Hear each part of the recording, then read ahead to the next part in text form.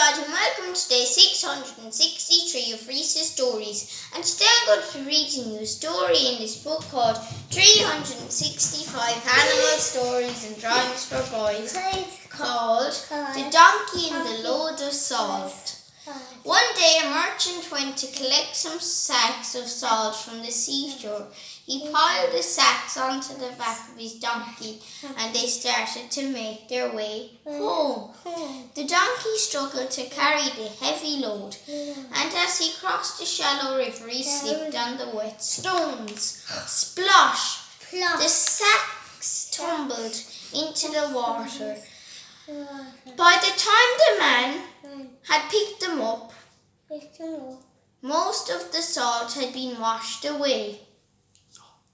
"That's better," thought the donkey. As the man reloaded the half-empty sacks onto his back, and he trotted on happily down the road.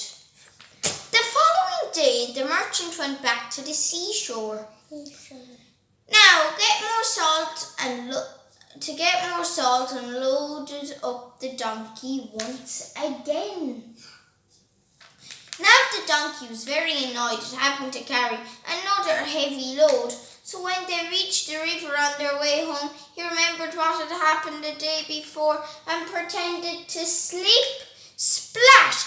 The sacks of salt fell into the water. By the time the man had hauled them out, the sacks were half empty again.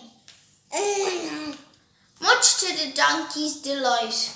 The merchant was no fool. Soon guessed that the donkey had slipped on purpose this time, and he was very angry. So he came up with a plan to teach the lazy creature a lesson. The next day he took the donkey to the seashore again, but this time he loaded 2 large baskets of sponges onto his back. Of course the sponges were very light. But by the time they reached the river, the rough baskets were beginning to scratch the donkey's shoulders. "I know, I'll pretend to slip again," thought the crafty creature. And whoops!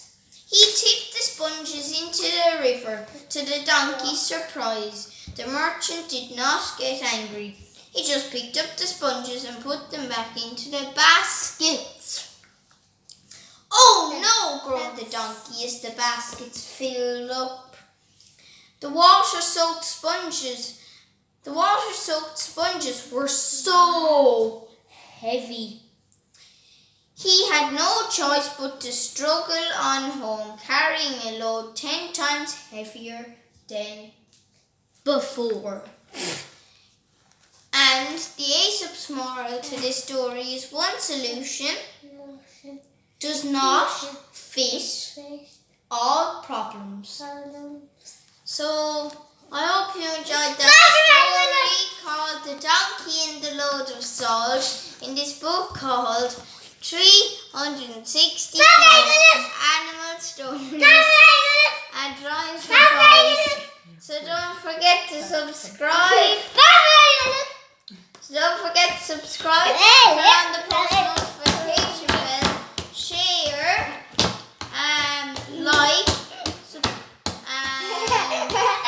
follow me on Instagram. I'm not sure what my videos. So enjoy the rest of the day, everybody. I guess I'll see you all today.